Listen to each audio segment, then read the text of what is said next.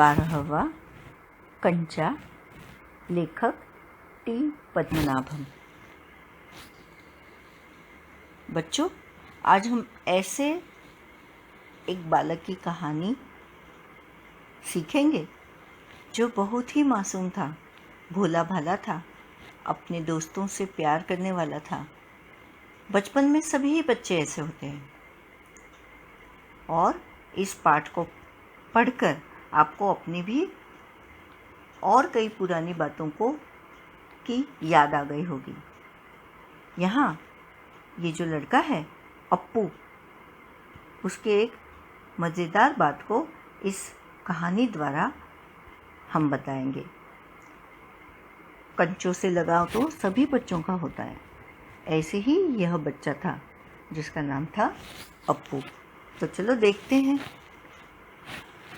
वह नीम के पेड़ों की घनी छांव से होता हुआ सियार की कहानी का मज़ा लेता आ रहा था।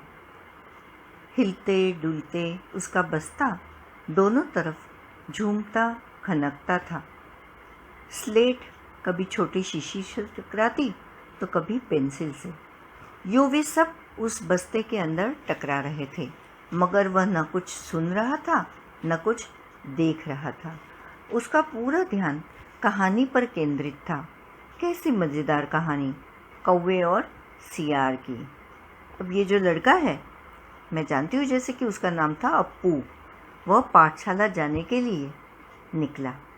घर से निकला तो उसे आजू बाजू की दुनिया का वैसे तो ख्याल नहीं था, लेकिन नीम के पेड़ की घनी छांव से होता हुआ चलता हुआ वह सियार की कहानी का भी मज़ा कल्पना से ले रहा था। सोच रहा था वो उस कहानी को जो मास्टर जी ने उसे पढ़ाई थी। और हिलते डुलते चलने के कारण उसका बस्ता, जिसमें कापी, पेंसिल, स्लेट या और टिफ़िन बॉक्स हम रखते हैं, और इसीलिए वह बस्ता अलग तरह की आवाज़ें कर रहा था। स्लेट जो थी उसके बैग में कभी छोटी शीशी से टकराती तो कभी पेंसिल से। ये इस तरह से उसके बस्ते में ये सब चीज़ें अंदर ही अंदर टकरा रही थी, पर उसका ध्यान वहाँ नहीं था। वह उस कहानी को याद कर रहा था जो मास्टर जी ने उसे पढ़ाई थी। बड़ी मज़ेदार कहानी थी, कौवे और सियार की। सियार कौवे से बोला, प्यारे कौवे, एक गाना गाओ ना, तुम्हारा गाना सुनने के लिए तरस रहा हूँ। कौवे ने गाने के लिए मुंह खोला तो रोटी का टुकड़ा जमीन पर गिर पड़ा। सियार उसे उठाकर 9, 2, 11 हो गया। वह जोर से हंसा, बुद्धू कौवा। तो वह लड़का जो है पाठशाला जाते वक्त सियार और कौवे की कहानी याद कर रहा था, और उसे वो सब बातें याद आ रही कि सियार ने कौवे से क्या कहा होगा कि प्यारे कौवे, एक गाना गाओ और तुम्हारा गाना सुनने के लिए मैं तरस रहा हूँ। और जो कौवा था बेवकूफ़ था, सियार की चालाकी उसके समझ नहीं आई, इसलिए उसने जैसे ही गाने के लिए मुंह खोला, रोटी का टुकड़ा ज़मीन पर गिर पड़ा और सियार ने उसे दबोचा और वह निकल गया। वह चलते चलते दुकान के सामने पहुंचा। वहाँ अलमारी में कांच के बड़े बड़े जार कतार में रखे थे, लाइन सर। उनमें चॉकलेट, पिपरमिंट और बिस्कुट थे। उसकी नज़र उनमें से किसी पर नहीं पड़ी। क्यों देखे, उसके पिताजी उसे ये चीज़ें बराबर ला देते थे। तो बहुत सारी चीज़ें थे, बिस्किट, पेपरमिंट, चॉकलेट्स, पर उसे इन चीज़ों से कोई लगाव नहीं था। तो उसे किस चीज़ पर से लगाव था? तो एक जार, नया जार वहाँ था जिसमें बराबर कई कंचे रखे थे, और कांच के जार के अंदर से वह इस बच्चे को फुसला रहे थे, अपना ध्यान आकर्षित कर रहे थे। फिर भी एक नए जार ने उसका ध्यान आकृष्ट किया, अपनी तरफ खींच लिया। आकर्षित करना। वह कंधे से लटकते बस्ते का फीता एक तरफ हटाकर उस जार के सामने खड़ा टुकुर टुकुर ताकता रहा। टुकुर टुकुर बड़ी लालसा से। उससे पहले उसने वो यह चीज़ यहाँ नहीं देखी है। रोज़ उसी रास्ते से वह पाठशाला की ओर जाता। और इसके पहले भी दुकान थी, चॉकलेट की, पेपरमिंट की, बिस्किट की बर्नियाँ यानी जार वहाँ पड़े थे, पर कंचे का जार यहाँ पहली बार उसने देखा। पूरे जार में कंचे थे, हरी लकीर वाले बढ़िया सफ़ेद गोल कंचे, बड़े आंवले जैसे। कितने खूबसूरत है, अब तक ये कहाँ थे? अब वो सोच रहा है, शायद दुकान के अंदर। अब दुकानदार ने दिखाने के लिए बाहर रखा होगा। उसके देखते देखते जार बड़ा होने लगा, वह आसमान सा बड़ा हो गया, तो वह भी उसके भीतर आ गया। अब ये जो छोटा बच्चा है, कल्पना के माध्यम से उस कंचों को देखने के लिए मानो उस बरनी के, उस जार के भीतर चला गया हो। इतनी करीबी से वह उन कंचों को देखता रह गया। वहाँ और कोई लड़का तो नहीं था, फिर भी उसे वही पसंद था। छोटी बहन के हमेशा के लिए चले जाने के बाद वह अकेले ही खेलता था। बहुत दुखद घटना उसके साथ हुई थी। उसकी एक छोटी बहन थी जो अब इस दुनिया में नहीं थी। वह अकेला था, वह अकेले ही कंचे खेलता रहता। उसे कंचे खेलना बहुत अच्छा लगता। वह कंचे चारों तरफ बिखेरता मज़े में खेलता रहा। ये क्या है? कल्पना के माध्यम से वह कंचे खेल रहा है। तभी एक आवाज़ आई, लड़के, तू उस जार को नीचे गिरा देगा। वह चौंक उठा। जार अब छोटा बनता जा रहा था। छोटे जार में हरी लकीर वाले सफ़ेद गोल कंचे, छोटे आंवले जैसे। सिर्फ 2 जने वहाँ हैं, मतलब दुकानदार और ये लड़का, वह और बूढ़ा दुकानदार। दुकानदार के चेहरे पर कुछ चिड़चिड़ाहट थी। मैंने कहा ना, जो चाहते हो वह मैं निकाल कर दूँ। वह उदास हो अलग खड़ा रहा। क्या कंचा चाहिए? दुकानदार ने जार का ढक्कन खोलना शुरू किया। उसने निषेध में सिर हिलाया, बताया कि नहीं, मुझे कंचे नहीं चाहिए, क्योंकि उसे पाठशाला भी जाना था और उसके पास कंचा लेने के लिए पैसे न थे। तो फिर सवाल खूब रहा, क्या उसे कंचा चाहिए? क्या चाहिए उसे खुद मालूम नहीं है। जो भी हो, उसने कंचे को छू कर देखा। जार को छूने पर कंचे का स्पर्श करने का एहसास हुआ। उस लड़के ने जार को छुआ और मानो सारे कंचों को उसने अपनी कल्पना से छू लिया। अगर वह चाहता तो कंचा ले सकता था, लिया होता तो। स्कूल की घंटी सुनकर वह बस्ता थामे हुए दौड़ पड़ा। पाठशाला की घंटी बजी। स्कूल शुरू होने वाली थी और उसे वक्त पर पाठशाला में पहुंचना था। देर से पहुंचने वाले लड़कों को पीछे बैठना पड़ता है। उस दिन वही सबके बाद पहुंचा था, इसलिए वह चुपचाप पीछे की बेंच पर बैठ गया।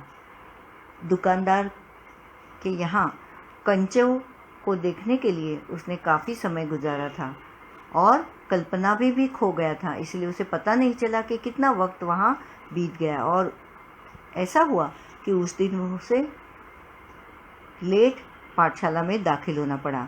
और जो बच्चे लेट आते हैं, देर से पहुँचते हैं, उन्हें हमेशा पीछे की खाली बेंच पर बैठना पड़ता है, तो वह बैठ गया।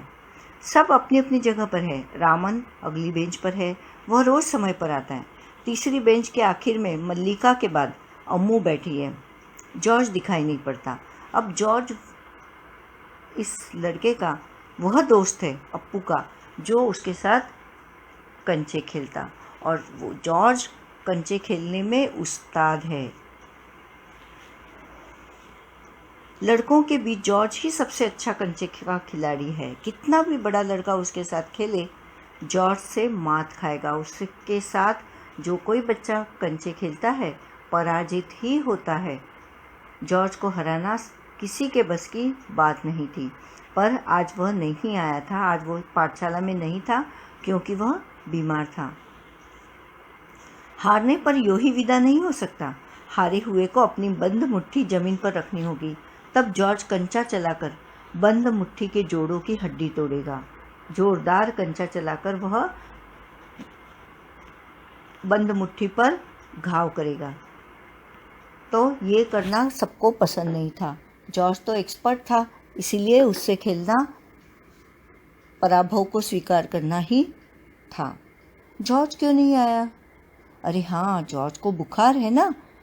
उसे रामन ने यह सूचना दी थी। रामन ने बताया था कि जॉर्ज नहीं आएगा क्योंकि उसकी तबीयत ठीक नहीं, उसे बुखार है। उसने मल्लिका को सब बताया था। जॉर्ज का घर रामन के घर के रास्ते में पड़ता है। अप्पू कक्षा की तरफ ध्यान नहीं दे रहा है मास्टर जी। उसने हड़बड़ी में पुस्तक खोलकर सामने रख ली। मास्टर जी आ गए तब तक, और उन्होंने पढ़ाना शुरू कर दिया था, इसलिए अप्पू ने अपनी पुस्तक खोल ली। रेलगाड़ी का सबक था। पहले से ही मास्टर जी ने बताया था कि आज हम अगला पाठ करेंगे, और वो था रेलगाड़ी का। रेलगाड़ी रेलगाड़ी, पृष्ठ 37। घर पर उसने ये पाठ पढ़ लिया है। मास्टर जी बीच बीच में बेत से मेज ठोकते हुए ऊंची आवाज़ में कह रहे थे, बच्चों, तुम में से कई ने रेलगाड़ी देखी होगी। उसे भाप की गाड़ी भी कहते हैं, क्योंकि उसका यंत्र भाप की शक्ति से ही चलता है। भाप का मतलब पानी से निकलती भाप से है। तुम लोगों के घरों के चूल्हे में भी इस तरह वो बता ही रहे थे। जैसे कि बच्चों, हम जानते हैं आजकल जो रेलगाड़ियाँ हैं वो इलेक्ट्रिसिटी यानी बिजली से चलती है, लेकिन कई जगहों पर, गांव में, दूर दराज में कई बार भाप से चलने वाले इंजन भी अभी शायद ही मौजूद होंगे। लेकिन पुराने वक्त ऐसा न था। रेलगाड़ी भाप से चलती थी। दूर दूर तक उसे भाप के सहारे ही चलाया जाता था, और पानी की भाप बनने के लिए किसी ईंधन की ज़रूरत होती है, तो कोयले का इस्तेमाल किया जाता था। अब हम देखें, अप्पू ने भी सोचा रेलगाड़ी। उसने रेलगाड़ी देखी है। छुक छुक, यही रेलगाड़ी है। भाप की भी गाड़ी का मतलब। मास्टर जी की आवाज़ अब कम ऊंची थी। वे रेलगाड़ी के हर एक हिस्से के बारे में समझा रहे थे। पानी रखने के लिए खास जगह है, इसे अंग्रेजी में बॉयलर कहते हैं। यह लोहे का बड़ा पीपा है जिसमें पानी को गर्म कर दिया जाता है, और जो उठने वाली भाप है उसकी शक्ति से रेलगाड़ी चलती है। लोहे का एक बड़ा कांच का जार, उसमें हरी लकीर वाले सफ़ेद गोल कंचे, बड़े आंवले जैसे। जॉर्ज जब अच्छा होकर आ जाएगा तब उससे कहेगा। उस समय जॉर्ज कितना खुश होगा। सिर्फ वे दोनों खेलेंगे और किसी को साथ खेलने नहीं देंगे। कंचों की दुनिया में अप्पू इतना खो गया था कि मास्टर जी की तरफ उसका ध्यान बिल्कुल भी नहीं था। और मास्टर जी तो मास्टर जी है। उन्होंने तुरंत भांप लिया। पता चला उन्हें कि अप्पू का ध्यान कहीं और है। उसके चेहरे पर चौक का एक टुकड़ा आ गिरा। अनुभव के कारण वह उठकर खड़ा हो गया। मास्टर जी गुस्से में हैं। अरे, तू उधर क्या कर रहा है? उसका दम घुट रहा था। बोल। वह खामोश खड़ा रहा। क्या नहीं बोलेगा? वे अप्पू के पास पहुंचे। सारी कक्षा सांस रोके हुए उसी तरफ देख रही थी। उसकी घबराहट बढ़ गई। मैं अभी किसके बारे में बता रहा था? कर्मठ मास्टर जी उस लड़के का चेहरा देखकर समझ गए कि उसके मन में और कुछ है। कई बार बच्चे मास्टर जी की तरफ देखते तो है, लेकिन उनके मन में चल कुछ और रहा होता है। और ये जो मास्टर जी है, अपने पढ़ाने के इतने कारण के अनुभव से जान गए कि ये जो लड़का है अप्पू, वह कुछ और ही सोच रहा है। इसीलिए उन्होंने उसको सच्चाई की दुनिया में लाने के लिए चौक फेंक कर मारा और उसे उठाया, खड़ा किया और पूछा कि बता, अब मैं क्या पढ़ा रहा था? हाँ हाँ बता, डरना मत। मास्टर जी ने देखा, माफ़ करना, कर्मठ मास्टर ने उस लड़के का चेहरा देखकर समझ गए, कर्मठ मास्टर जी, कि उसके मन में कुछ और है। शायद उसने पाठ पर ध्यान दिया भी हो। अगर दिया है तो उसका जवाब उसके मन से बाहर ले आना है। इसी में उनकी सफलता है, क्योंकि हर एक बच्चे का ध्यान मास्टर जी की तरफ होना ज़रूरी होता है, पर ऐसा मुमकिन नहीं है। तो सबको अपनी तरफ ध्यान दिलाए रखने के लिए मास्टर जी को इस तरह से करना पड़ता है। हाँ हाँ बता, डरना मत। मास्टर जी ने देखा अप्पू की ज़बान पर जवाब था। हाँ हाँ, वह कांपते हुए बोला, कंचा। कंचा? वे सकपका गए। कक्षा में भूचाल आ गया। Stand up. मास्टर साहब की आंखों में चिंगारियाँ सुलग रही थी। बहुत क्रोधित हो गए। यहाँ कंचा कहाँ से आ गया? मैं कई देर से रेलगाड़ी के बारे में समझा रहा था, उनके पार्ट्स, उनके भाग के बारे में समझा रहा था, और ये लड़का उठकर खड़ा होकर जवाब देता है, कंचा। अप्पू रोता हुआ बेंच पर चढ़ा। उसे दंड मिल गया क्योंकि उसका पढ़ाई में ध्यान नहीं था। पड़ोसी कक्षा की टीचर ने दरवाजे से झांक कर देखा। फिर सम्मिलित हंसे। सब लोग हंस पड़े। रोकने की पूरी कोशिश करने पर भी वो अपना दुख रोक नहीं सका। सुबकता रहा। धीरे धीरे धीमी आवाज़ में रोता रहा। रोते रोते उसका दुख बढ़ता ही गया। सब उसकी तरफ देख देख कर उसकी हंसी उड़ा रहे थे। रामन, मल्लिका, सब। बेंच पर खड़े खड़े उसने सोचा, दिखा दूंगा सबको। जॉर्ज को आने दो। जॉर्ज जब आए, जॉर्ज के आने पर वह कंचे खरीदेगा। इनमें से किसी को वो खेलने नहीं बुलाएगा। कंचे को देख ये ललचाएंगे। इतना खूबसूरत कंचा है। उसे उन कंचों से बेहद प्यार हो गया था, लगाव हो गया था, आकर्षित था वो कंचों से, और खेल की दुनिया में उसे कंचे बहुत प्रिय थे। इसलिए वो सोचता है कि आज अब ये बच्चे भले उसके ऊपर हंस रहे हों, लेकिन जब जॉर्ज आएगा तब वह इन सबको सबक सिखाएगा और किसी को कंचे नहीं देगा। खुद खेलेगा अकेला जॉर्ज के साथ। हरी लकीर वाले सफ़ेद गोल कंचे, बड़े आंवले जैसे। तब शक हुआ, कंचा मिले कैसे? क्या मांगने पर दुकानदार देगा? जॉर्ज को साथ लेकर पूछे तो? नहीं दे तो? किसी को शक हो तो पूछ लो। मास्टर जी ने सबसे सवाल किया कि मैंने रेलगाड़ी का पाठ पढ़ाकर समाप्त कर दिया है। अब अगर किसी के मन में कुछ संदेह हो, डाउट, तो पूछ लिया जाए। क्या किसी को कोई शक नहीं?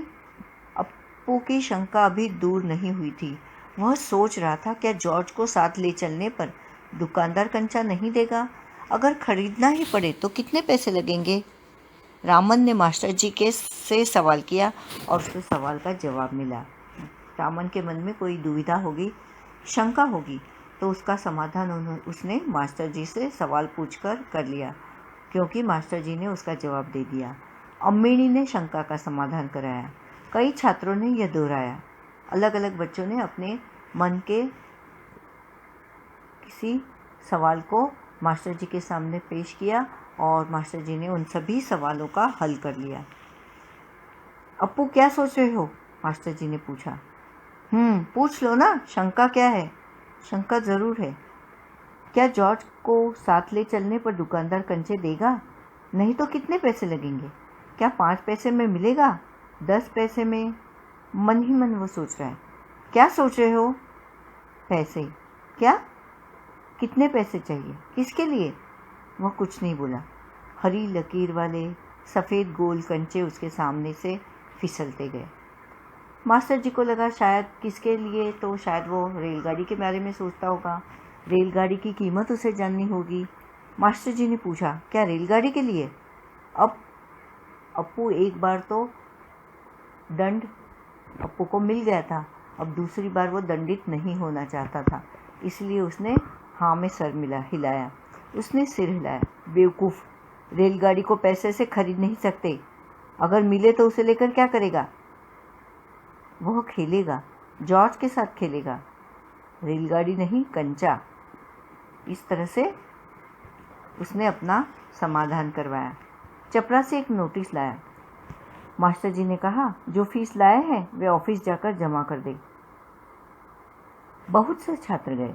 राजन ने जाते जाते अप्पू के पैर में चिकोटी काट ली। चिकोटी ने चिमटा कर भर दिया। उसने पैर खींच लिया। उसे याद आया, उसे भी फीस जमा करनी है। पिताजी ने उसे 1.5 रुपया इसके लिए दिया है। उसने अपनी जेब टटोल कर देखा। 1 रुपये का नोट और 50 पैसे का सिक्का। वह बेंच से उतरा। किधर? मास्टर जी ने पूछा। उसके कंठ से खुशी के बुलबुले उठे। फीस देनी है। फीस मत देना, मास्टर ने कहा। वह झिझकता रहा। On the bench. वह बेंच पर चढ़कर रोने लगा। कब? क्या भविष्य में कक्षा में ध्यान से पढ़ेगा? ध्यान दूंगा। वह दफ्तर गया। दफ्तर में बड़ी भीड़ थी। बच्चों, एक एक करके आओ, क्लर्क बाबू बता रहे हैं। पहले मैं आया हूँ।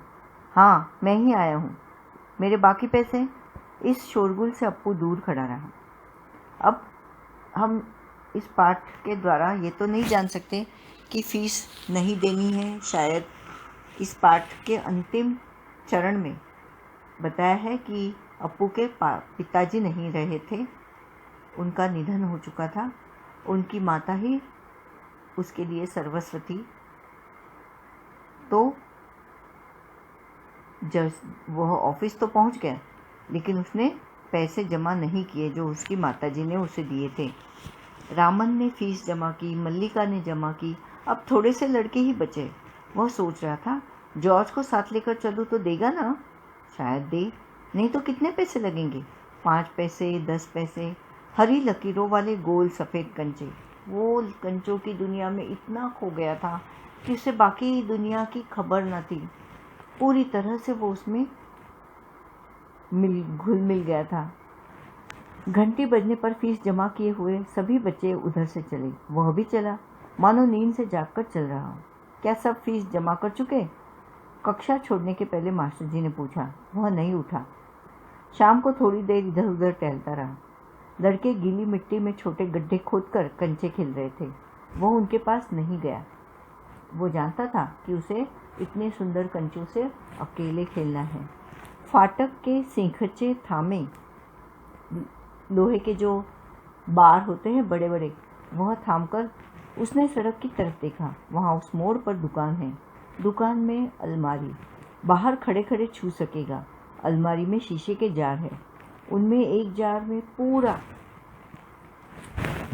बस्ता कंधे पर लटकाए व चलने लगा। पाठशाला से छूटने के बाद उसके मन में सिर्फ और सिर्फ कंचों के बारे में ख्याल था।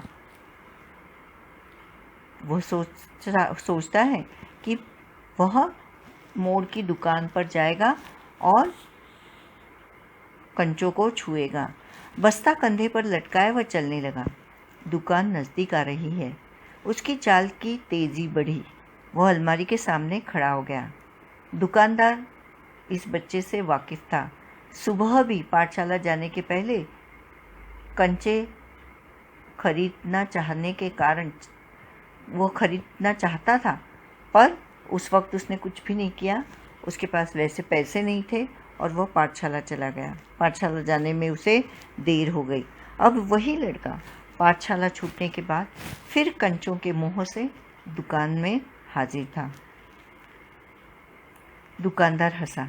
उसे मालूम हुआ कि दुकानदार उसके इंतज़ार में है। वह भी हंसा। कंचा चाहिए है ना? उसने सिर हिलाया। दुकानदार जार का ढक्कन जब खोलने लगा तब अप्पू ने पूछा, अच्छे कंचे हैं ना? बढ़िया, फर्स्ट क्लास कंचे। तुम्हें कितने कंचे चाहिए? कितने चाहिए? उसने जेब में हाथ डाला। 1 रुपया और 50 पैसे हैं। उसने वह निकाल कर दिखाया। दुकानदार चौंका। इतने सारे पैसों के? सबके। पहले कभी किसी लड़के ने इतनी बड़ी रकम से कंचे नहीं खरीदे थे। इतने कंचों की ज़रूरत क्या है? वह मैं नहीं बताऊंगा। दुकानदार समझ गया। वह भी किसी ज़माने में बच्चा रहा था। मतलब उसे अपने बचपन की बातें मालूम थी कि बच्चों का स्वभाव कैसे होता है। उसे किसी चीज़ से मोह हो तो उसे दूर करना कठिन है। ये सारी बातें उसके साथी मिलकर खरीद रहे होंगे।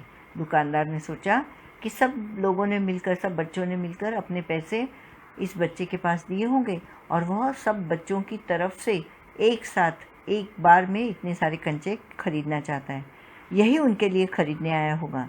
वह कंचे खरीदने की बात जॉर्ज के सिवा और किसी को बताना नहीं चाहता था। दुकानदार ने पूछा, क्या तुम्हें कंचा खेलना आता है? वह नहीं जानता था। तो फिर कैसे कैसे सवाल पूछ रहा है? उसका धीरज जवाब दे रहा था कि उसे तो कंचे चाहिए थे, सवालों से क्या मतलब है। उसने हाथ फैलाया। दे दो। दुकानदार फिर हंस पड़ा। वह भी हंस पड़ा। कागज़ की पोटली छाती से चिपकाए वह नीम के पेड़ों की छाँव में चलने लगा। कंचे अब उसकी हथेली में है, जब चाहे बाहर निकाल ले। उसने पोटली हिलाकर देखा। वह हंस रहा था, बहुत खुश था कंचों से। उसका जी चाहता था काश पूरा जार उसे मिल जाता। जार मिलता तो उसके छूने से ही कंचे को छूने का एहसास होता, क्योंकि वो कांच का जार था। एकाएक उसे शक हुआ, क्या सब कंचों में लकीर हो गई?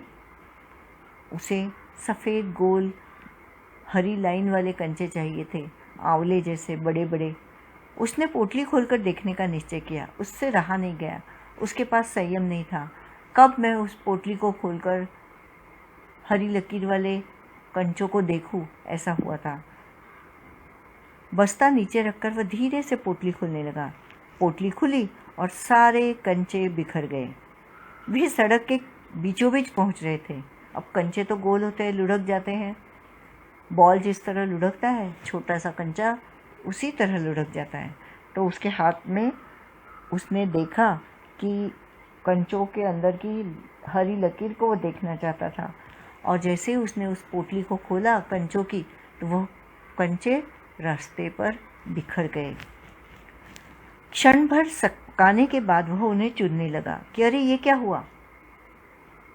उसके लिए उसने पैसे दिए थे और उसे उन कंचों को, सारे के सारे कंचों को जो गिरे हुए थे, जमा करना था। वह उन्हें चुनने लगा। हथेली भर गई। वह चुने हुए कंचे कहाँ रखे? स्लेट और किताब बस्ते से बाहर रखने के बाद कंचे बस्ते में डालने लगा। 1 2 3 4। एक कार सड़क पर ब्रेक लगा रही थी, क्योंकि वह रास्ता था बीच सड़क पर वो बैठ गया था कंचे चुनने के लिए। तो जैसे ही उस सड़क से गाड़ी जा रही थी, उसने देखा ड्राइवर ने कि एक बालक बीच में बैठा है। वह उस वक्त भी कंचे चुनने में मग्न था। ड्राइवर को इतना गुस्सा आया कि उस लड़के को कच्चा खा जाने की इच्छा हुई। बहुत क्रोधित हुआ ड्राइवर। इस तरह से दुर्घटना भी हो सकती थी। उसने बाहर झांक कर देखा, वो लड़का क्या कर रहा है। हॉर्न की आवाज़ सुन कंचे चुनते अप्पू ने बीच में सिर उठाकर देखा। सामने एक मोटर है और उसके भीतर ड्राइवर। उसने सोचा, क्या कंचे उसे भी अच्छे लग रहे हैं? शायद वह भी मज़ा ले रहा है। एक कंचा उठाकर उसे दिखाया और हंसा। बहुत अच्छा है ना?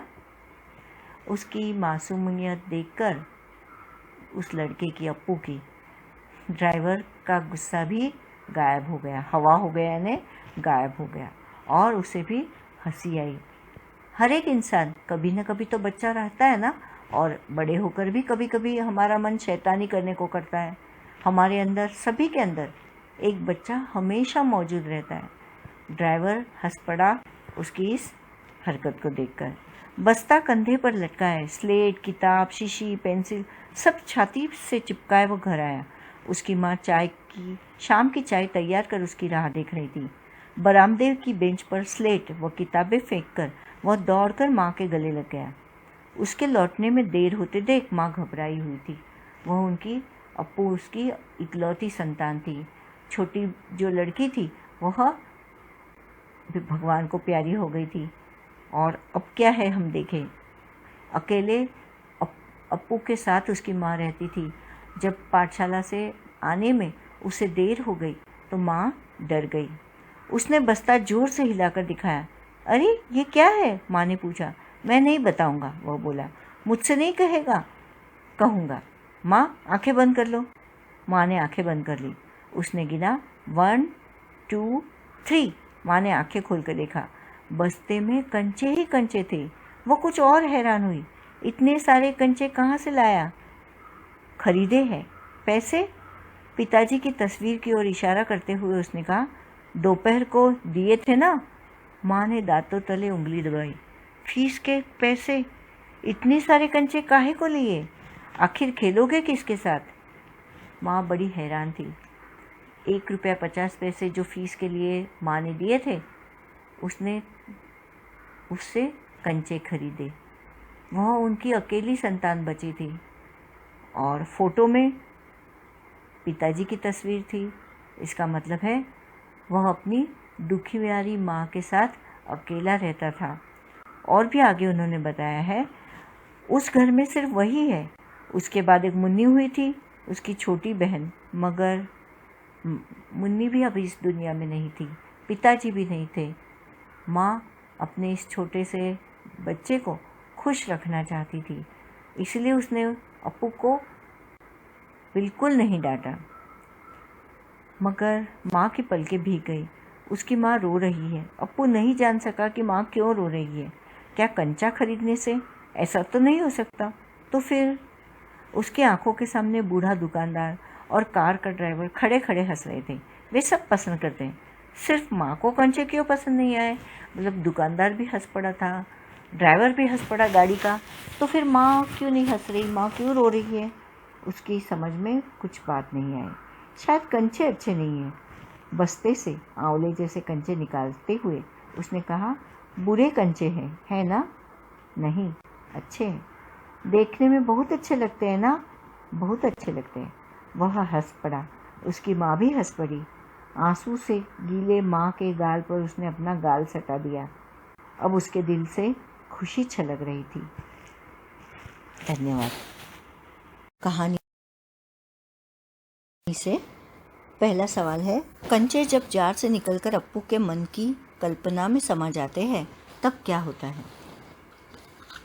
कंचे जब जार से निकलकर अप्पू के मन की कल्पना में समा जाते हैं तब वह हर समय कंचों के बारे में ही सोचता रहता है।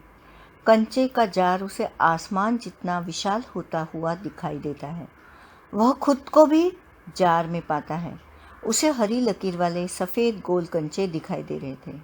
पढ़ते वक्त भी गुरुजी के सवाल का जवाब उसने कंचे ही दिया।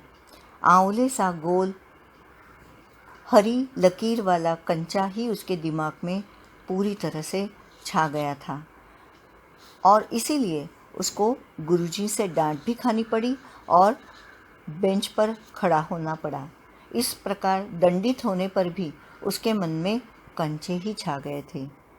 सवाल दूसरा, दुकानदार और ड्राइवर के सामने अप्पू की क्या स्थिति है? वे दोनों उसको देखकर पहले परेशान होते फिर हंसते हैं। कारण बताइए। दुकानदार व ड्राइवर के सामने अप्पू एक छोटा बच्चा है जिसकी अपनी खुशहाली भरी दुनिया है।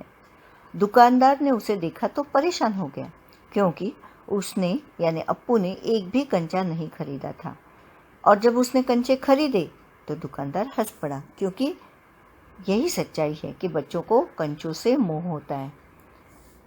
दूसरी बार जब अप्पू के कंचे सड़क पर बिखर गए तो ड्राइवर हैरान रह गया। सड़क के बीचों बीच गाड़ियों की परवाह किए बिना कंचे जमा कर रहे अप्पू को उसने देखा। जब अप्पू ने उसे अपना कंचा दिखाया तो वो भी हंसने लगा।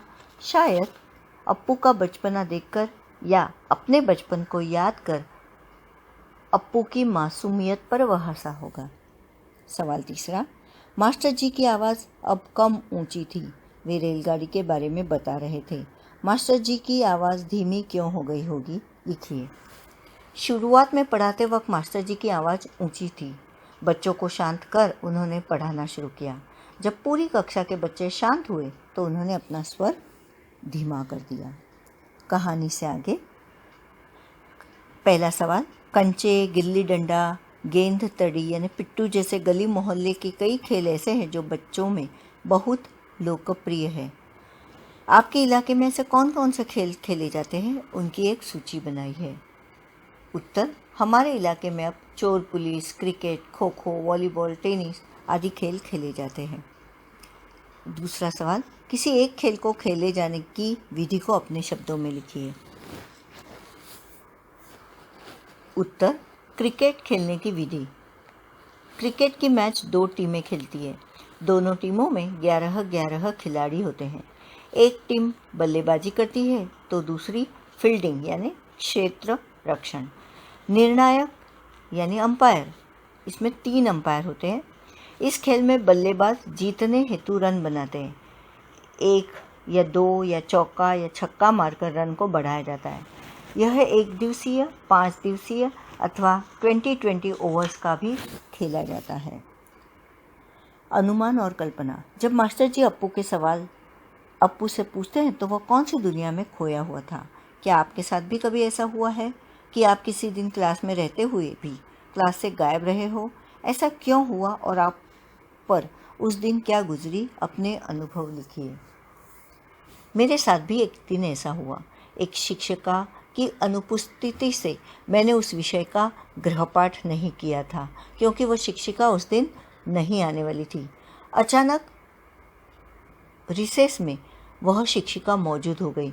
गुरुजी पढ़ा रहे थे और मैं उस शिक्षिका का मुकाबला कैसे करूं, इसी सोच में लगी रही और गुरुजी ने कक्षा में ध्यान न होने के कारण मुझे कक्षा से बाहर कर दिया।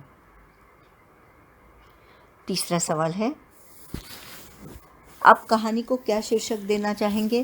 तो अप्पू, ये जो सब अप्पू नाम का जो लड़का है और उसका कंचे का प्रेम, तो कंचा शीर्षक तो बहुत ही उत्तम है, लेकिन मासूम अप्पू ये नाम देना मैं पसंद करूँगी। तीसरा है, गुल्ली डंडा और क्रिकेट में कुछ समानता है और कुछ अंतर, बताइए कौन सी समानताएं हैं और क्या क्या अंतर है।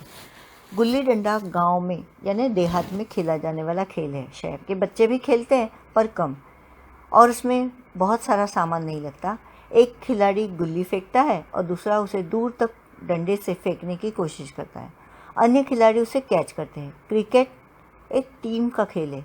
बैट से गेंद को उछालते ही रन बनाई जाती है। फील्डिंग करने वाले गेंद को पकड़कर उसे आउट करना चाहते हैं। गुल्ली डंडे में एक गुल्ली और एक डंडा काफ़ी है, जब चाहो जितना समय चाहो खेल सकते हो। क्रिकेट में ओवर्स निश्चित होते हैं। क्रिकेट ये खेल अन्य देशों में भी लोकप्रिय है। भाषा की बात, नीचे दिए गए वाक्यों में रेखांकित मुहावरे किन भावों को प्रकट करते हैं? इन भावों से जुड़े दो दो मुहावरे बताइए और उनका वाक्य में प्रयोग कीजिए। पहला है, माँ ने दांतों तले उंगली दबाई। दांतों तले उंगली दबाना, आश्चर्यचकित होना।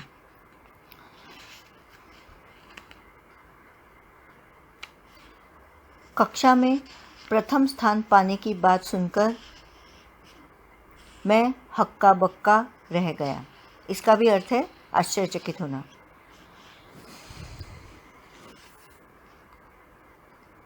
और है, सांस रोकना, विस्मित होना। जादूगर के खेल देखकर मैं विस्मित हो गया।